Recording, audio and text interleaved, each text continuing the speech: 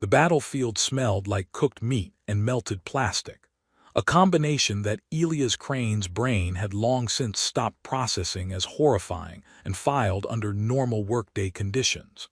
3 tour through the frontier wars did that to a person, turned atrocity into routine, made nightmare into job description. He moved through the wreckage of what had been a Savathi forward position 6 hours ago, scanning for the telltale signs of life among the scattered bodies and twisted metal. Most of what he found was past his help.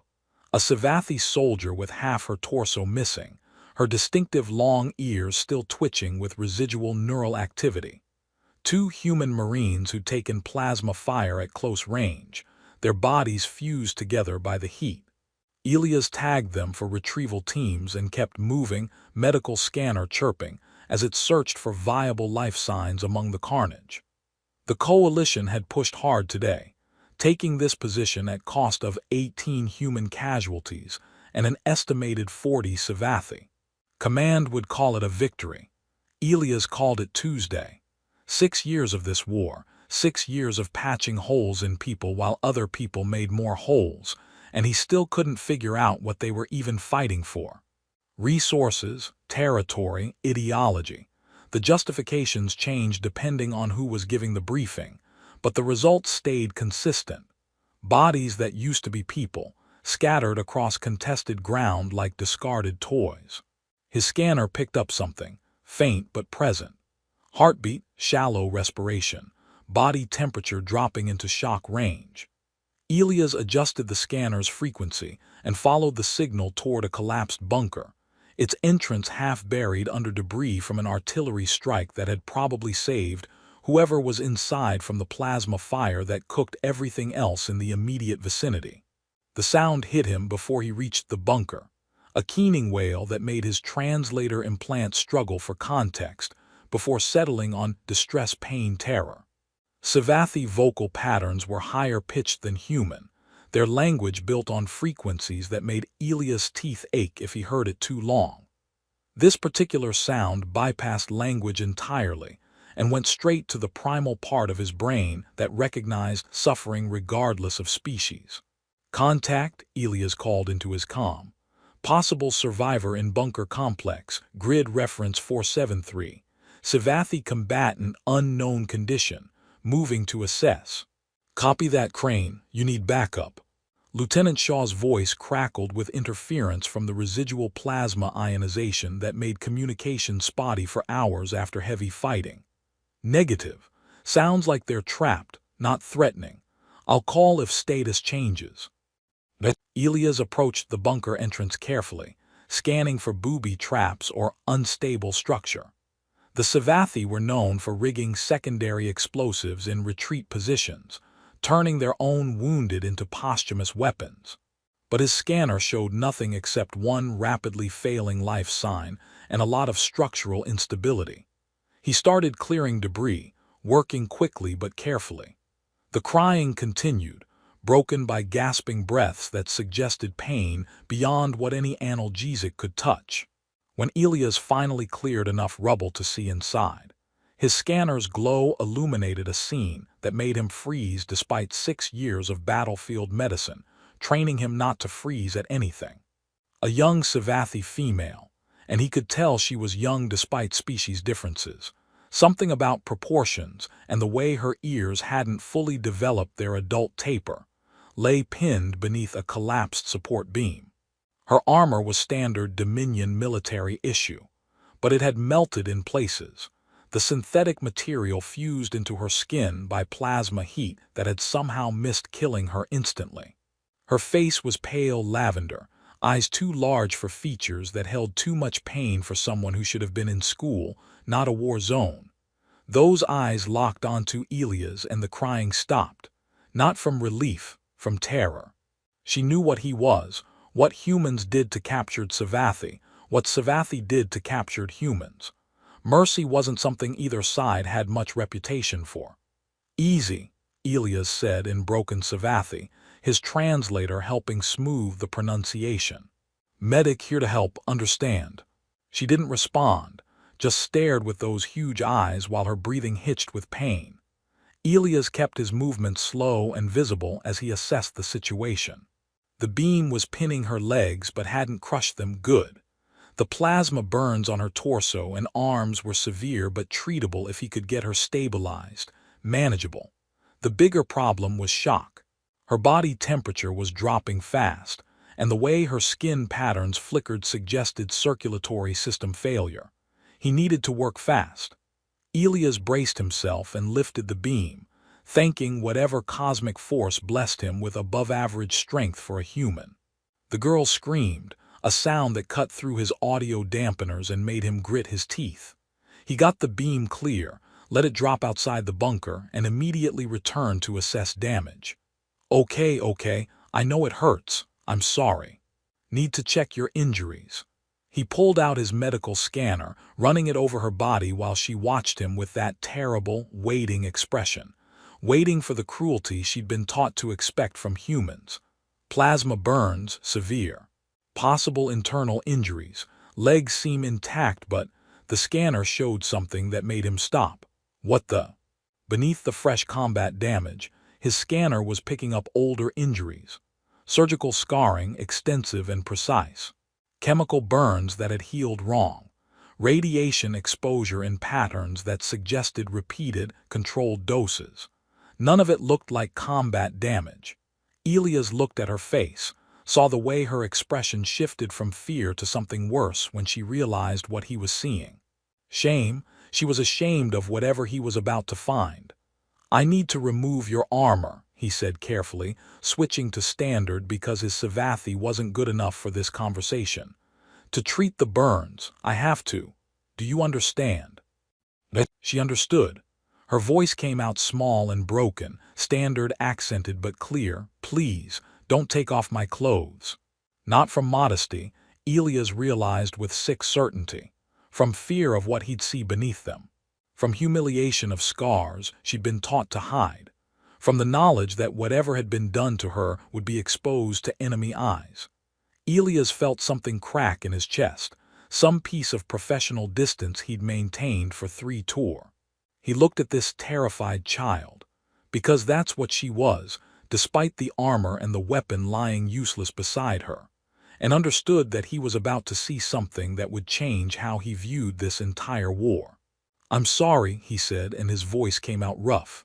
I have to. If I don't, you'll die here. I don't want that. Do you understand? I don't want you to die. She started crying again, but she didn't fight him when he pulled out his medical shears and began the careful work of cutting away armor that had become part of her body. Each cut revealed more damage, more old scars beneath new wounds, more evidence of something monstrous that had nothing to do with combat. And Elias worked with shaking hands, trying to save a life while confronting the horrifying truth of what had been done to it long before today's battle ever happened. The armor came away in pieces, each section requiring careful cutting and solvent application to separate synthetic material from burned flesh without causing more damage. Elias worked with the methodical precision 3 tours had beaten into him, but his hands trembled in ways they hadn't since his first battlefield casualty. The girl. He needed to stop thinking of her as the girl, but didn't have a name and wasn't sure asking was appropriate given the circumstances. Whimpered with each cut but didn't struggle. She'd gone somewhere else in her head, eyes focused on nothing while tears tracked down her lavender-tinted face. The first layer revealed plasma burns consistent with close-range energy weapon discharge. Elias cleaned and treated them automatically, applying regenerative gel and synthetic skin while his scanner mapped the damage. Second-degree burns across 40% of her torso, degree on her left arm where the armor had melted completely. Painful, debilitating, but survivable with proper treatment. Then he reached the second layer, and the older scars became impossible to ignore. Surgical incisions, precise and numerous, crisscrossed her torso in patterns that spoke of repeated procedures. They'd healed, but badly. The kind of scarring that happened when proper regenerative treatment wasn't applied, when wounds were allowed to close on their own because the patient's comfort wasn't a priority. Elias recognized the patterns from his medical training. Experimental surgery, the kind where you're testing procedures rather than healing injuries. Chemical burns marked her ribs in geometric shapes, 6 distinct patterns that suggested controlled exposure rather than accidental injury. Each burn had scarred differently, as if someone had been testing how her biology responded to different caustic agents. Radiation scarring formed darker patches along her spine and shoulder blades, the cellular damage creating patterns that could only come from targeted, repeated exposure. But the worst were the puncture marks. Hundreds of them, clustered along her vertebrae in lines so precise they had to be intentional. Injection sites, Elias realized with growing horror. Someone had been injecting things into her spinal column, repeatedly, over extended periods. The tissue around the injection points showed signs of chronic inflammation and damage that suggested whatever had been injected hadn't been gentle. His hand stopped moving. For 3 full seconds, Elias just stared at what should have been a young person's unmarked skin, and saw instead a map of systematic torture disguised as medical procedure. His medical scanner beeped urgently, reminding him that she was still in critical condition, that plasma burns didn't care about old wounds, that he had a job to do.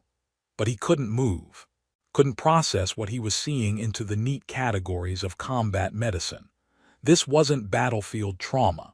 This was something worse, something that made his stomach turn and his vision blur with tears he hadn't cried since his first tour.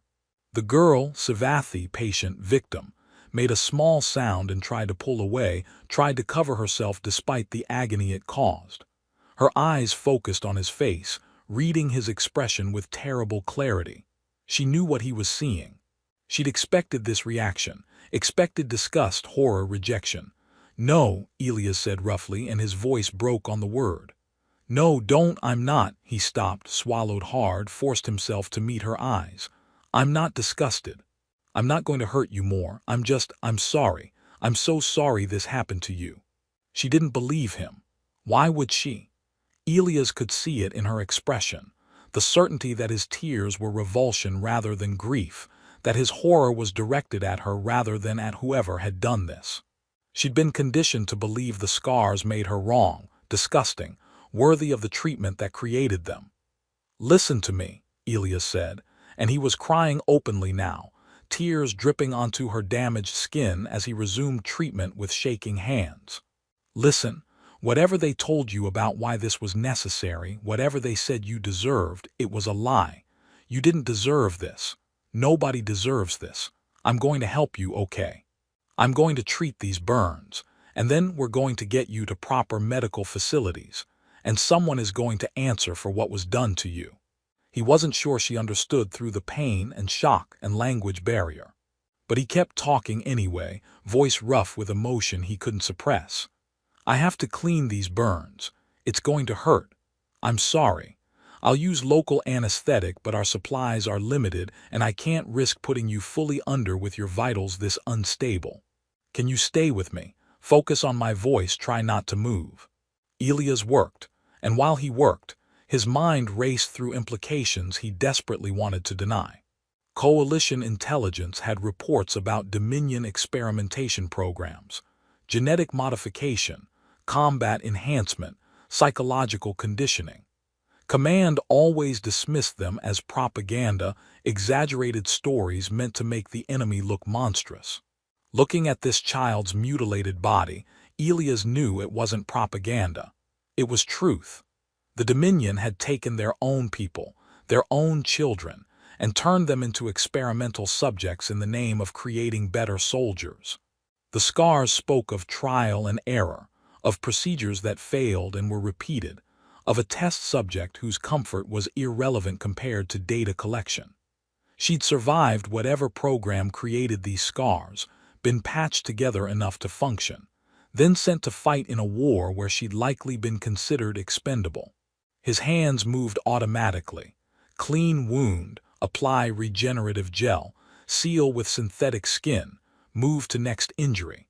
He'd treated hundreds of wounded over 3 tours, learned to compartmentalize horror and focus on the mechanical task of keeping people alive. But this was different. This was a child. This was systematic torture. This was evidence that the monsters in this war might not be the enemy soldiers shooting at each other across contested ground. They might be the government sending children to die after first using them as lab animals. "What's your name?" Elias asked while applying gel to a particularly severe burn on her shoulder. "Can you tell me? I'd like to know who I'm helping." She hesitated, eyes searching his face for signs of trickery. When she spoke, her voice was barely audible. "Lyran." "Lyran," Elias repeated, trying to match her pronunciation. "I'm Elias, Field Medic, Terran Coalition, currently trying very hard not to cry all over your injuries." He managed a weak smile. "You're going to be okay, Lyran. These burns are bad but treatable. The old injuries," he stopped, struggled for words. "I can't fix those right now, but someone will. I promise someone is going to help you properly." "Why?" The question came out flat, confused. "I am enemy, I am." She searched for words in standard, settled on something that made Elias' heart break. "I am failed experiment. Not worthy of." "Stop." Elias' voice came out harder than intended. "Whatever they told you, whatever they made you believe, you're wrong. You're not failed anything. You're a person who survived something horrible and deserved none of it. You understand? None of it." Lyran stared at him with those two large eyes, and Elias saw the exact moment she started believing maybe he wasn't lying. It lasted maybe 3 seconds before fear and conditioning pulled her back to certainty of worthlessness. But those 3 seconds gave him hope that maybe, eventually, she could heal from more than just plasma burns. He worked for another 2 hours, treating every injury he could reach with his limited supplies. Other soldiers appeared at the bunker entrance, drawn by curiosity, by reports spreading through the unit about what the medic had found. Lieutenant Shaw ordered them back, but not before several saw Lyran's exposed scars.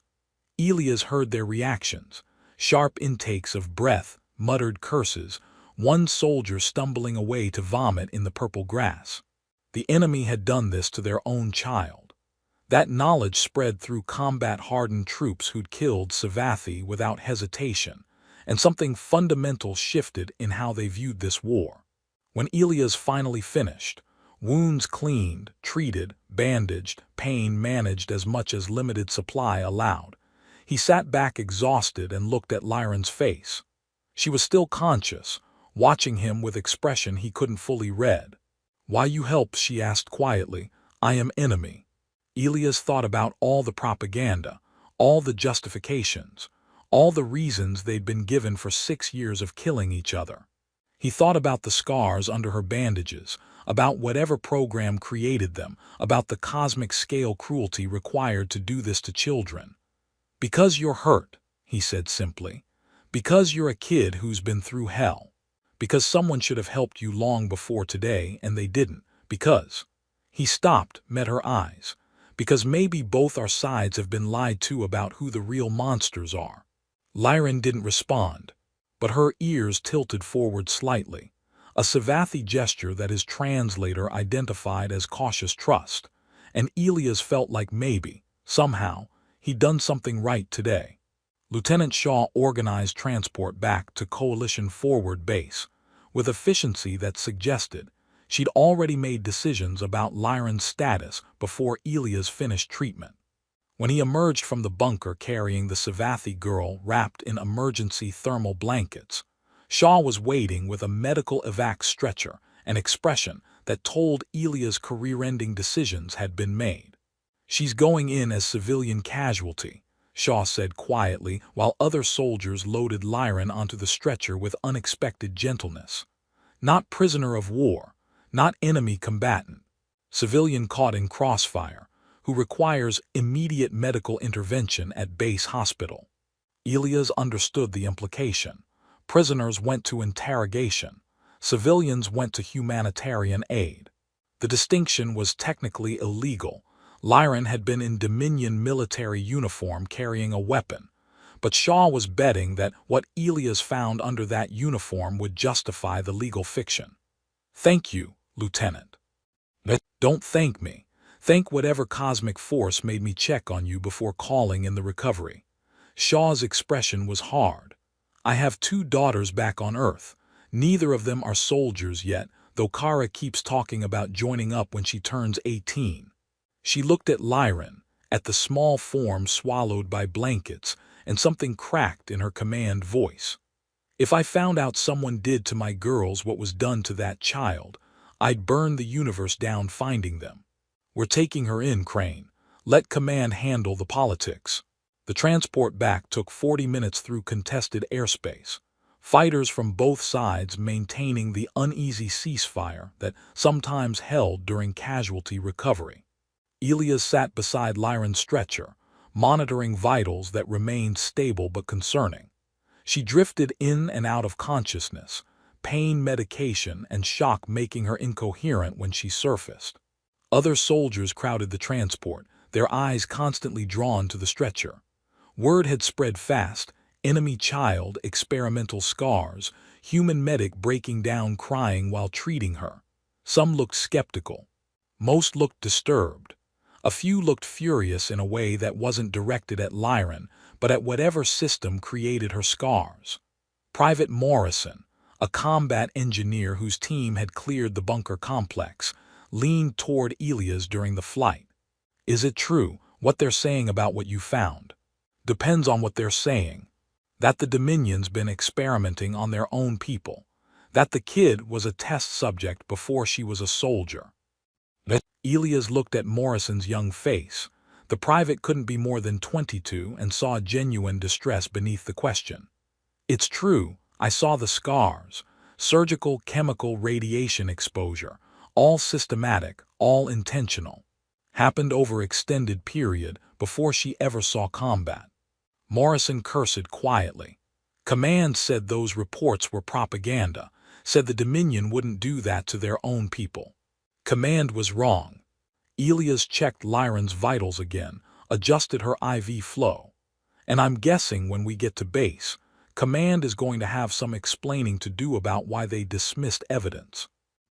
The base hospital was organized chaos when they arrived, doctors and nurses scrambling to handle incoming casualties from the day's fighting. Elias stayed with Lyran during triage, refusing to leave until proper doctors took over. The chief medical officer, a stern woman named Dr. Reeves, took one look at Lyran's exposed scars during examination and went absolutely silent. "How long were you aware of Dominion experimentation programs?" Reeves asked Elias quietly while nurses prepped Lyran for surgery. "Found out about 6 hours ago when I cut that armor off." "And your assessment?" Elias chose his words carefully. "Systematic torture disguised as medical procedure. Multiple surgical interventions, chemical and radiation exposure testing, repeated spinal injections of unknown substances. Subject appears to be adolescent, suggesting program has been operational for years. Psychological trauma is extensive. She's conditioned to believe she deserved the treatment." Reeves's expression remained professional, but her hands clenched. "I'm ordering full documentation. Every scar mapped, every injury cataloged. Command will want to dismiss this. I won't let them." She looked at Elias. "You did good work today, Medic Crane. Probably saved her life. Definitely saved her from worse than death." Elias wanted to feel proud of that. Instead, he just felt tired and heartsick and angry at systems that created situations requiring this kind of heroism. Will she be okay? Psychologically, I mean. Can someone come back from that level of trauma? "I don't know," Reeves admitted. "But we're going to try everything we can. You have my word on that." They took Lyran into surgery, and Elias collapsed in the medical staff break room where Shaw found him 3 hours later. The lieutenant carried 2 cups of coffee and the exhausted expression of someone who'd spent those hours fighting with command over classifications and jurisdictions. "She's listed as civilian humanitarian case," Shaw said, handing Elias coffee that tasted like industrial solvent. Command isn't happy, but the documentation Reeves compiled makes it impossible to deny. Military intelligence wants access for debriefing about Dominion programs. She's a traumatized kid, not an intelligence asset. I made that argument loudly. Reeves backed me up. For now, medical authority supersedes intelligence interest. Shaw sat heavily. But Crane, you need to understand, this is bigger than one girl. If the Dominion's been running experimental programs on their own people, using children as test subjects, that changes everything about this war. Hell, because we've been fighting thinking both sides were equally morally compromised. Thinking this was just resources and territory disputes with no clear good guys. But torturing children, turning them into test subjects, then sending them to die, that's not moral ambiguity. That's monstrous.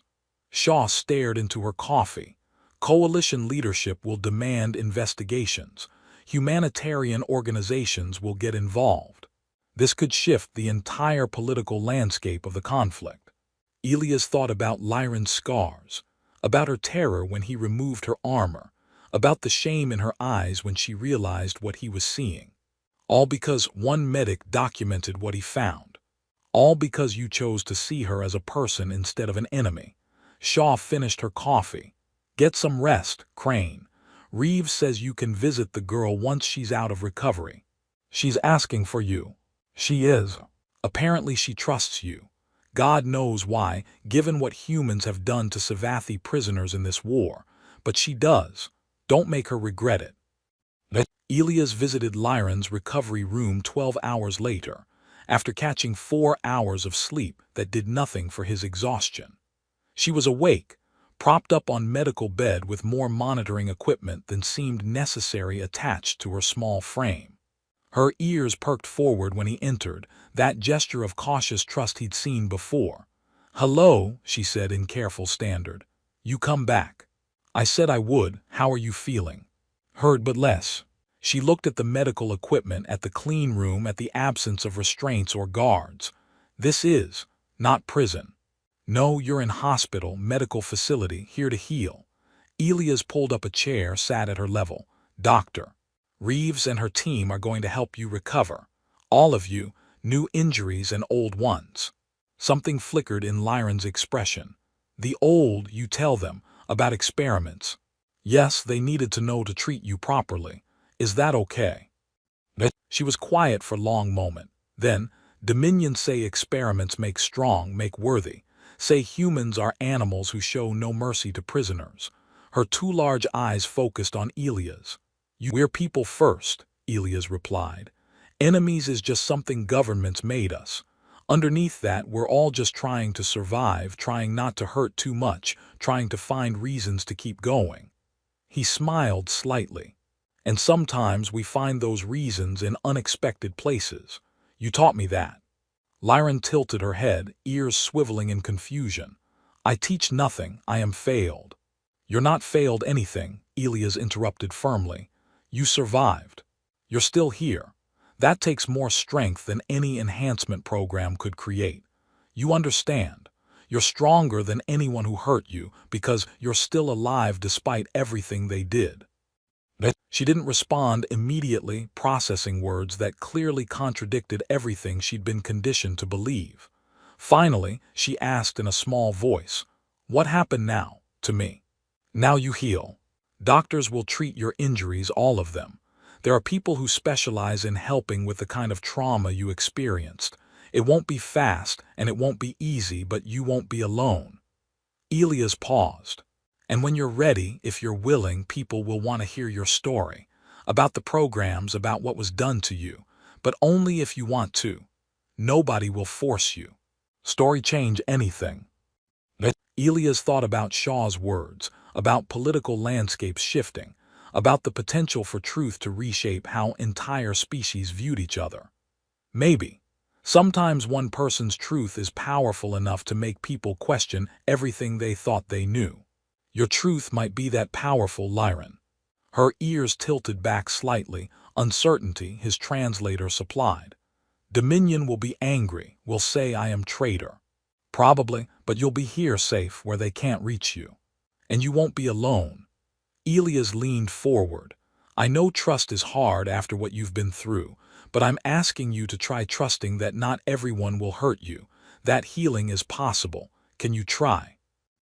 Lyran looked at him for a long moment, those lavender eyes holding calculations beyond her apparent age. Then slowly her ears tilted forward. Trust. Cautious, fragile, but present. I try, she said quietly. Because you cry for me. Because you show mercy when I expect death. Because. She struggled with standard, settled on simpler words. Because you make me think maybe I not deserve what they do. Maybe I worth saving. Elias felt tears threatening again and blinked them back. You're absolutely worth saving, Lyran. Don't ever doubt that. She reached out tentatively, and Elias understood the gesture despite species differences. He took her hand carefully, mindful of healing burns, and they sat in silence while monitoring equipment beeped its steady rhythm, and somewhere outside the room, the machinery of war continued its grinding work. But in this moment, in this quiet space, there was just a traumatized girl beginning to believe in possibility of gentleness, and a medic learning that sometimes the most important thing you can do is simply witness someone's pain and refuse to look away. The footage leaked 3 weeks after Lyran's rescue, captured by Private Morrison's helmet cam, and spread through military networks before command could classify it. Someone, probably multiple someones, decided the truth was more important than operational security, and suddenly the image of Elias Crane crying over a Savathi girl's scarred body was everywhere. Civilian networks picked it up within hours. News services ran it with headlines that ranged from sensational to genuinely investigative. Human medic saves enemy child, competed with evidence of Dominion war crime surfaces, and the cost of war. One girl's story. The footage showed everything: Lyran's terror, Elias' shaking hands, the moment of revelation when he saw her scars, the tears that followed. Coalition command tried damage control, but public opinion moved faster than official statements. Protests erupted across coalition space, demanding investigations, humanitarian intervention, accountability for dismissing evidence of Dominion experimentation programs. Peace advocacy groups used the footage as proof that continued warfare served only those profiting from conflict, while children paid the price. Within the Dominion itself, according to intercepted communications and defector reports, the leaked footage caused fractures in government authority. Citizens who'd accepted war as necessary started questioning what exactly their military was doing in the name of victory. Families demanded to know if their children in service had been subjected to experimental programs. Scientists and medical professionals organized protests against weaponization of medical research. The Savathi government's initial response was predictable: deny everything, call the footage propaganda, accuse the coalition of faking evidence. But Lyran's scars were too well documented, the medical reports too detailed, the testimony from coalition doctors too credible. Denial crumbled under weight of evidence. Peace talks began 6 months after Lyran's rescue, pushed by public pressure on both sides that governments couldn't ignore. The negotiations happened in neutral space, mediated by non-aligned species who'd watched humans and Savathi tear each other apart for 6 years and wanted it ended. Lyran attended those talks. Not as a symbol, Dr. Reeves and the psychological team were very clear about not tokenizing her trauma, but as a survivor willing to testify about programs her government could no longer deny. She spoke in improving standard, her voice steady as she described years of experimentation, of being told the pain made her worthy, of believing she deserved every procedure because the alternative was being declared a failure and discarded. The negotiating room went silent while she talked. Diplomats and military officials from both sides listened to a girl barely old enough to drive describing systematic torture conducted in the name of creating better soldiers. Some looked away, others wept openly. Nobody interrupted. When she finished, the lead Dominion negotiator, an older Savathi male whose ears bore the marks of high rank, stood and did something unprecedented. He bowed deeply, ears flat against his skull in the Savathi gesture of profound apology and shame. "What was done to you," he said, his voice rough, "was unconscionable. The programs that created your suffering were conceived and executed without civilian oversight, without ethical consideration, without basic decency. On behalf of the Dominion government, I apologize. It is insufficient, but it is offered with sincerity." Lyron's ears tilted forward, surprise, confusion. "You apologize?" "Yes, and we will do more than apologize. We will cooperate fully with investigations. We will dismantle the programs. We will face accountability." He looked around the negotiating table. "This war has cost both our species dearly. Perhaps it is time to consider whether the cost is worth continuing." The peace treaty that emerged from those negotiations took another year to finalize, but the foundations were laid in that moment. Provisions for humanitarian oversight, for investigation of war crimes, for rebuilding. Agreements that neither side could claim moral high ground, but both could commit to being better than their worst impulses. Elias watched the treaty signing from Coalition Military Hospital, where he'd returned to work after his tour ended.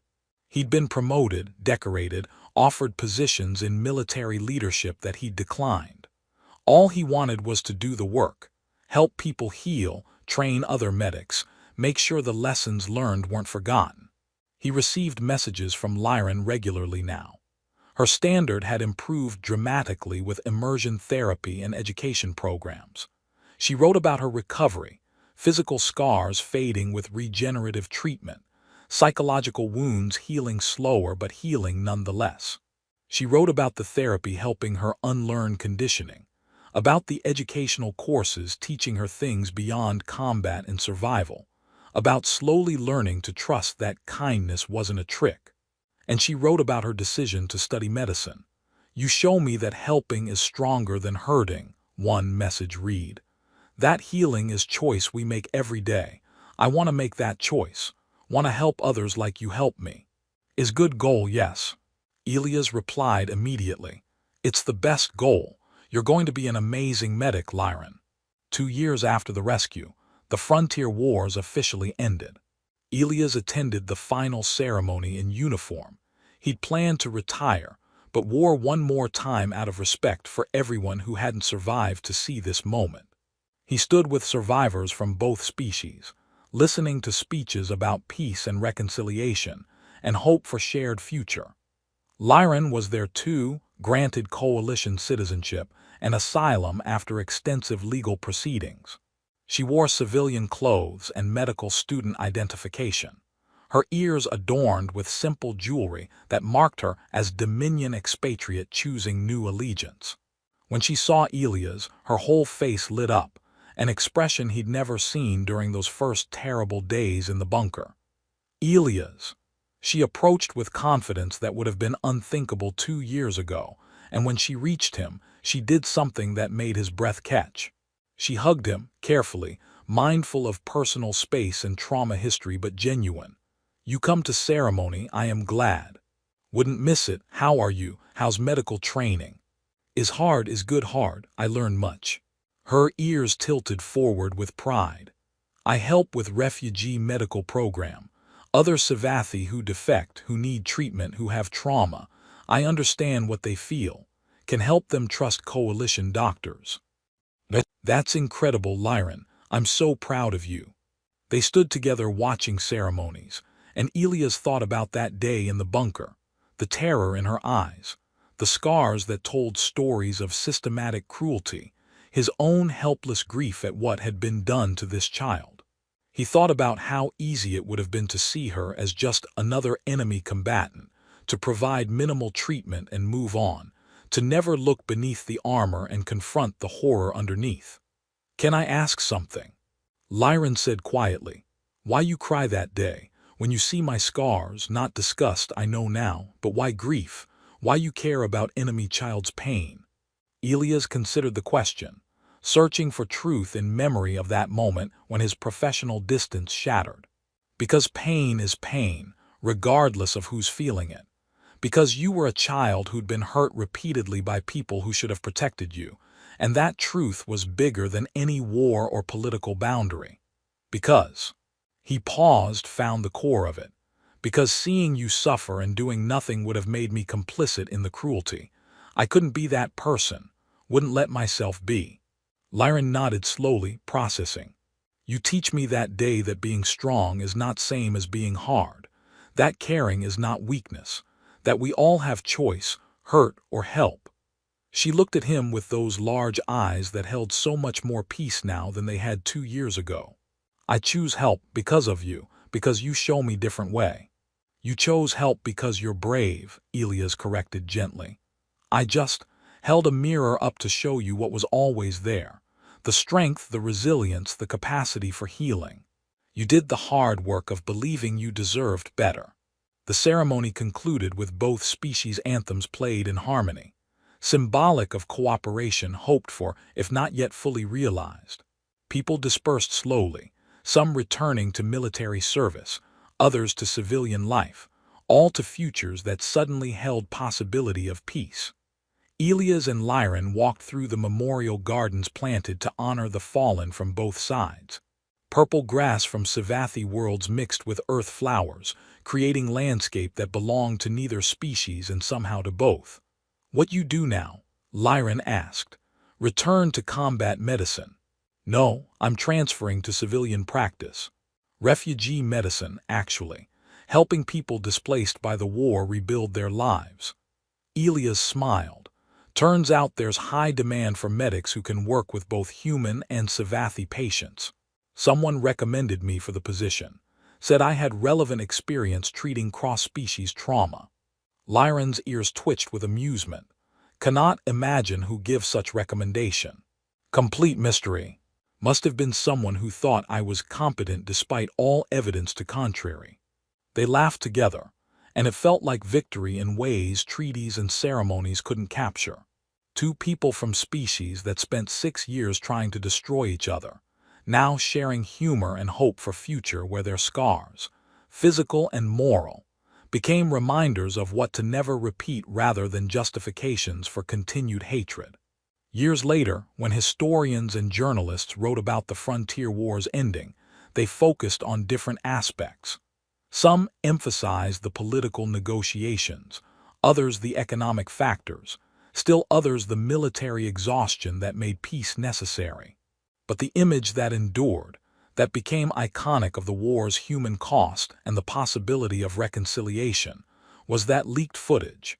Human medic crying over Savathi girl's tortured body, choosing compassion when hatred would have been easier. Elias gave few interviews, uncomfortable with being made into symbol when he insisted he'd just done his job. When pressed, he always said the same thing. I didn't do anything heroic. I saw someone suffering and chose to help instead of looking away. The tragedy is that we spent 6 years convincing ourselves the enemy wasn't people, so we could justify ignoring their suffering. Lyron taught me that the cost of that lie is measured in scars, physical and moral.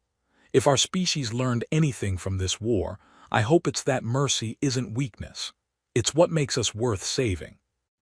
And Lyron, in her own interviews, now a practicing medic helping refugees across the galaxy, her long ears adorned with medical insignia from 3 different species, spoke of the human who removed her armor despite her terror, who saw what had been done and chose gentleness over judgment. He was first person who cried for my pain instead of cause it. He showed me that being strong is not same as being hard, that healing is possible, that we all have choice to hurt or to help. I choose help. Every day I choose help. Because he showed me that choice exists, that we are not locked into cycles of cruelty, that every person who chooses compassion makes universe slightly better place. The war ended. The scars remained, on bodies, on planets, on collective memory of species that nearly destroyed each other. But alongside those scars lived memories of different kind. Moments when individuals chose mercy over hatred, healing over harm, hope over despair. In a quiet medical facility on a colony world rebuilt after devastation, Elias Crane treated his patients with same careful compassion he'd shown in that bunker years ago. And in another facility 3 systems away, Lyran helped refugees learn to trust again, her own scars visible beneath medical scrubs, not hidden in shame, but worn as testimony to survival and strength. They exchanged messages regularly, sometimes about medical cases, sometimes about progress in reconciliation efforts, sometimes just about ordinary life and small joys that felt miraculous after years of war. 2 people connected by one terrible day that became catalyst for change, proving that sometimes the smallest acts of compassion ripple outward in ways that reshape worlds. The story of the medic and the girl became legend, told in different versions across both species. Some versions were romanticized, others simplified, but the core remained true. On a broken battlefield littered with bodies and hatred, one human chose to see past enemy designation to recognize shared humanity. And in that moment of recognition, painful, grief-filled, honest, he planted seeds of peace that eventually grew into forests of reconciliation. Not because he was special, but because he chose to care when caring was hardest, to help when hurting would have been easier, to see another person's worth when war demanded he see only an enemy. And that choice, multiplied across individuals on both sides who decided compassion mattered more than conquest, slowly transformed 2 species' relationship from mutual destruction to mutual healing. The scars remained, but so did the memory of what those scars taught. That the cost of war is measured in individual suffering, that peace begins with recognizing our shared capacity for pain, and that the greatest strength any species can possess is the courage to choose mercy when hatred would be simpler. In the end, the war's most important casualty wasn't territory or resources. It was the lie that enemies aren't people, that their suffering doesn't matter, that compassion is weakness rather than the hardest and most necessary kind of strength.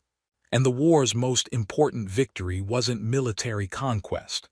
It was the rediscovery, one painful moment at a time, one act of mercy at a time, that healing is always possible if we're brave enough to try.